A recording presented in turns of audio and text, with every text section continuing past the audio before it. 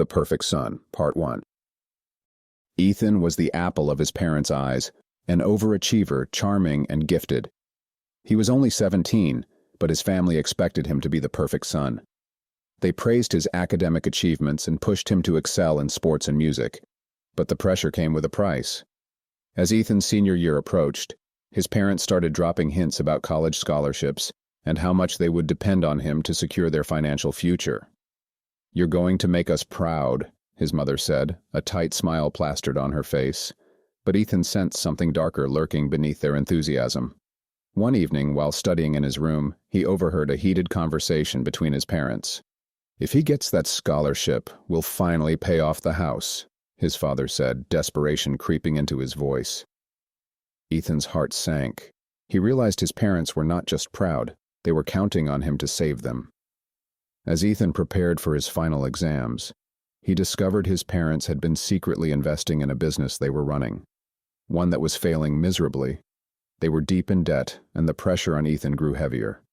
One day, while cleaning out the attic, Ethan stumbled upon old family photos. Among them, he found a faded newspaper article about his father's failed business ventures and a note that read, "This time, we won't fail. Ethan will save us." That night, after a grueling day of studying, Ethan confronted his parents. "Why do you need me to succeed so badly?"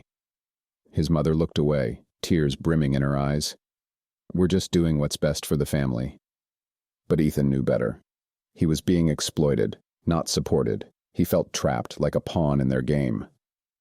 As graduation approached, Ethan's stress levels peaked. His parents pushed him to attend every networking event and interview, but he was exhausted.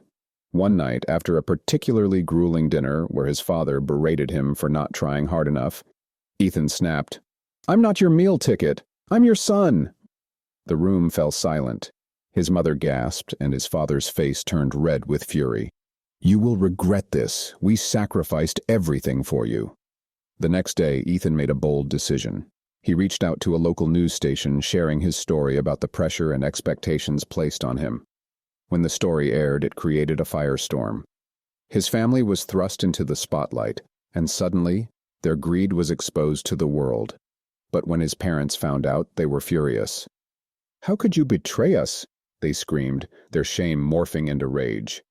They had built their entire identity around Ethan's success, and now they faced public humiliation. Ethan realized he had started a battle that could change everything, but as his parents spiraled deeper into their desperation, he knew they would stop at nothing to regain control.